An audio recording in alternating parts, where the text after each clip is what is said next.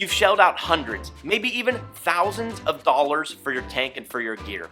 You've aquascaped your tank beautifully, you've followed proper cycling procedures, and now you're ready for some fish. We're almost ready for the fun part.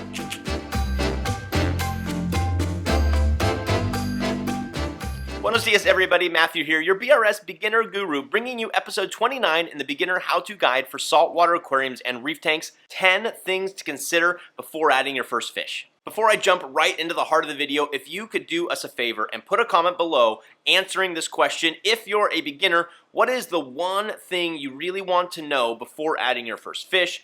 And if you are an experienced hobbyist, if you could answer the question, what is the one piece of advice you would give a beginner before adding their first fish? I actually go through and read the vast majority of comments, and as I was making this video, I just had this sinking feeling that I was missing some pretty important things, so I'm hoping that your comments will help me figure out what those were. Here we go, in no particular order, mind you, 10 questions to consider before adding your first fish. Question number 1, is your tank ready? Stability. Is your tank stable? And what I mean by that is, have you been doing frequent testing for the ammonia, nitrite, and nitrate in your tank? Have the ammonia and nitrite truly zeroed out without any secondary spikes? It's really good to make sure that your ammonia and nitrite levels have truly spiked and come back down to zero before adding that first fish. How about your water parameters? Are there any things that are out of whack? And if you just finished cycling your tank, usually what that means is you are probably going to have some high nitrates and maybe some high phosphates. Not that your fish can't handle nitrates of 30, 40, 50 parts per million, but you might as well bring it down now. So consider doing one more water change to bring those water parameters down before adding your first fish. Question number 2, what are your short-term and long-term goals for fish in the tank? Of course, we're going to recommend sticking with beginner fish only, but what beginner fish are you interested in? Start making a plan right now and dream about what beginner fish you absolutely have to have and which ones you can push till later, because some fish will play nicely together and others just won't. Have you considered fish aggressivity? You may want a beautiful fish in your head. Maybe it's some sort of trigger fish or a lionfish. But do you know what? Those fish are going to eat your other fish. So just spend a little bit of time when you're writing down all of those dream fish and figure out how aggressive they are and how well will they live with the other tank mates. Corals. Do you plan on having corals? I bet most of you probably do plan on having some corals at some time. Well, a lot of fish out there like to eat your corals, so you have to be careful when choosing the right fish so they don't eat your beautiful Euphyllia or go after your small polyp stony corals.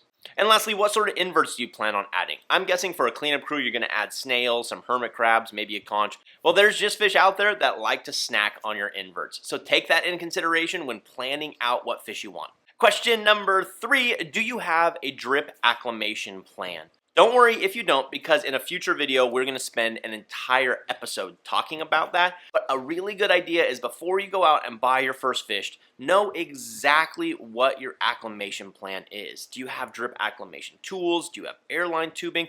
What about buckets? Do you have extra salt water made up? If you have everything in place and just do a run through in your brain of how you're going to drip acclimate those fish, once they arrive, it's going to make your life a lot easier. Question number 4 is actually a two-parter. Do you understand the quarantine tank process, and do you have your quarantine tank set up? And again, if you're like, I actually don't know how to set up a quarantine tank, not to worry. We spend 2 whole videos on how to set up a quarantine tank and how to quarantine new fish. But that's something you want to consider. If I'm going to recommend anything from this video, it is don't be like the majority of the beginners. Do yourself a favor and set up a quarantine tank. It can be anywhere from 10 to 20 gallons, and it's relatively inexpensive to do and can save every single fish in your tank from dying in the future. So if you haven't thought about setting up a quarantine tank or how you're going to quarantine all new fish, that's something to start considering, and stick around and watch our future episodes because we'll teach you how to do that. Question number 5, what are your emergency plans? Unless you have a generator that automatically kicks on when your house loses power, you're probably going to lose power at some point. Hopefully for a short amount of time, possibly for a long amount of time. The biggest issue with losing power is that your fish can suffocate to death quite quickly, let's say even in 12 hours, because oxygen gets into your tank only through the surface. So when that surface is no longer agitating, there's no longer movement, then your fish can suffocate to death. So you need to have a plan. Oftentimes that plan is as simple as having a couple battery powered air stones, but sometimes you can actually buy some battery backup specifically for your pumps.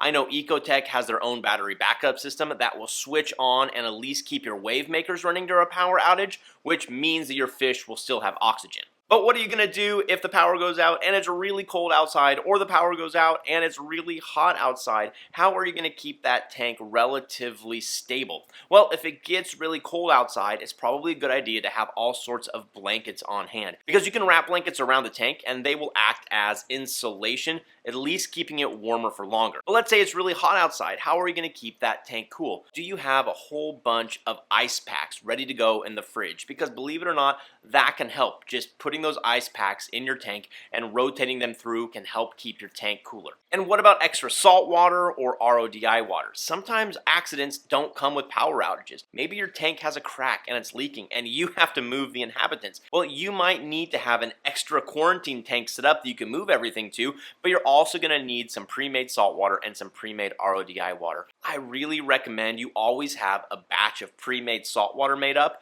and a batch of RODI water, just in case there's an emergency, you're ready to go. Question number 6, what fish food do you need?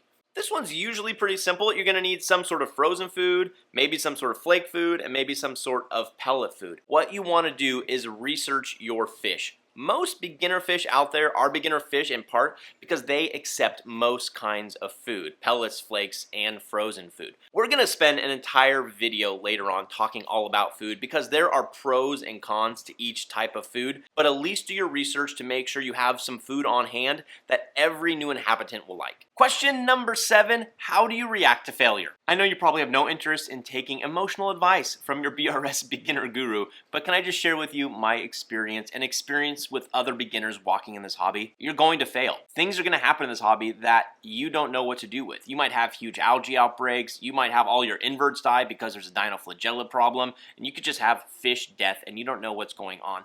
Things are going to go wrong because this hobby is super complicated, but go easy on yourself. I have seen so many beginners spend thousands of dollars and then experience failure in their first year and quit. And I don't want that to be you. Know that every single person at BRS has failed in this hobby. We've all failed and we all continue to fail. Oftentimes we just show you the good stuff and we don't show you the bad stuff, but we constantly fail. I've broken down several tanks out of frustration and started over. And I just want you to know that all of us here at BRS have probably been there before, and if you have any questions or any concerns, just give us a call. We're always ready to offer advice. So when you experience failure, take it as an opportunity to learn, pull yourself back up, and keep going in this hobby, because I'm telling you, if you can survive the first year, you're in this hobby for the long run, and it's such a good hobby. Question number 8, have you created a maintenance and a testing schedule? The best time to start planning is before you add your first fish, because things are going to go quickly. So if you're at all like me, and I know some of you probably are, you love making lists and you love making graphs and you love playing around with Excel.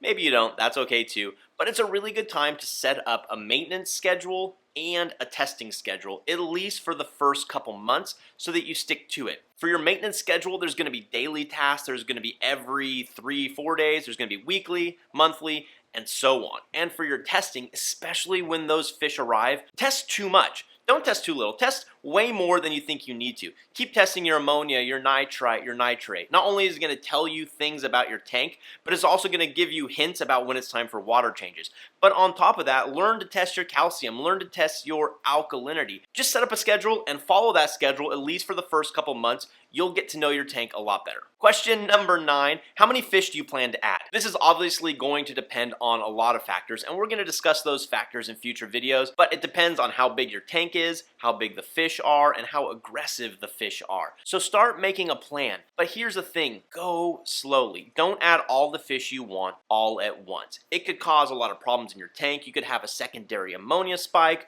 All of a sudden you could have phosphates and nitrates and you don't know what to do with, and as a beginner it just overcomplicates things. So go slowly, get a few fish at a time, quarantine those fish, add them in, follow your maintenance, follow your testing schedule, and you'll be a lot better off for it. And finally, question number 10. Are you ready? I mean, seriously, have fun. That's why we get into this hobby, because it's interesting and it's gorgeous and it's fun. So go to your local LFS, walk around, start dreaming about what you want to put in there. If there's some sort of local frag swap or a show like an Aquashello or a Reefapalooza or a Magna, go ahead and go to them. They're really, really fun. Reach out to your local aquarium club. Go to the forums, check out all these Instagram pages. There's so much fun stuff to do. If you're a coral geek, start learning every single one of those crazy ZOA colorations. I have no idea what they are, but maybe that's your thing. If you're a fish person, why don't you learn all the Latin names of the fish? I mean, there's just so much cool stuff to do in this hobby. So if you're ready, please don't forget, nerd out, have fun. You're in this hobby because it's a wonderful place to be. Okay, so what did I miss? I know I missed something. Beginners or professional hobbyists, put that comment down below saying, Matthew, I cannot believe you didn't talk about that. I'll read it, I'll add it to a note, and we'll make a future video to make sure we cover that. Our next 2 videos are all about fish. We're gonna talk about fish characteristics, how to choose healthy fish, and then we'll do the ever popular top 10 beginner fish. As always, everybody, thanks for watching. Happy reefing, be well. We'll see you next time.